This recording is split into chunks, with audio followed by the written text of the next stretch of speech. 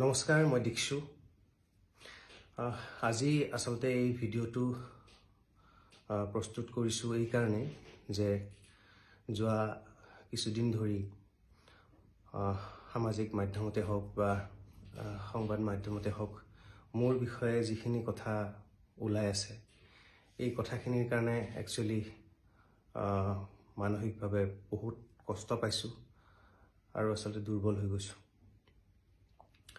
মই ৰাইজলৈ বিনম্ৰভাৱে এইটোৱে অনুৰোধ কৰিব খুজিছোঁ যে যোৱা 20টা বছৰে যেনেকে আপোনালোকে মোক মৰম আৰু বিশ্বাস কৰিছে সেই বিশ্বাস আৰু মৰমখিনি যাতে মোৰ ওপৰত আপোনালোকে সদায় ৰাখে, কিয়নো মই আগতেও কেতিয়াও বেআইনী কাম কৰা নাছিলোঁ, এতিয়াও মই কৰা নাই আৰু ভৱিষ্যতেও মই নকৰোঁ।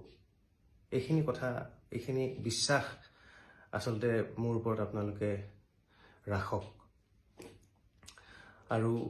আৰু এটা কথা ওলাই আছে যে মোৰ কিবা গাড়ী বা মোৰ সম্পত্তি কিবা উপহাৰ পোৱা বুলি, যে এইটো কথা আসলতে নহয়। মোৰ যথাসামান্য যথাশক্তিৰে যি মই আৰ্জন কৰোঁ সেইখিনিৰে মই বহুত কষ্ট কৰি মোৰ গাড়ী বা মই থকা ঘৰটো মই ক্ৰয় কৰিছোঁ আৰু সেয়া লোনতে ক্ৰয় কৰিছোঁ। সেয়া লোন এতিয়াও চলি আছে। গতিকে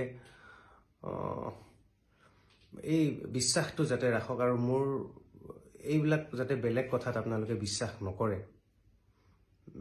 সেইখিনি কথাই মই অনুৰোধ কৰিব বিচাৰিছোঁ আপোনালোকক মোৰ এই ভিডিঅ'টোৰ জৰিয়তে। আৰু আসলতে এই গোটেই কাৰ্যকলাপটোত মই নিজেও ভুক্তভোগী আৰু যিহেতু মই বেআইনী কাম কেতিয়াও কৰা নাই, আইনৰ যিটো প্ৰক্ৰিয়া আছে, যিটো প্ৰক্ৰিয়াত অনুসন্ধান চলি আছে, সেই অনুসন্ধান প্ৰক্ৰিয়াটোত সকলো ক্ষেত্ৰতে মোৰ সৰ্বতো প্ৰকাৰে সহযোগিতা থাকিব বুলি মই বদ্ধপৰিকৰ।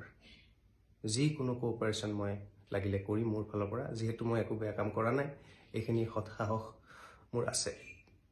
গতিকে সকলোৱে যাতে বেলেগ কথাত বিশ্বাস নকৰি মোৰ প্ৰতি এই বিশ্বাস আৰু মৰমকণ যাতে সদায় ৰাখে, সেয়ে মোৰ বিনম্ৰ অনুৰোধ।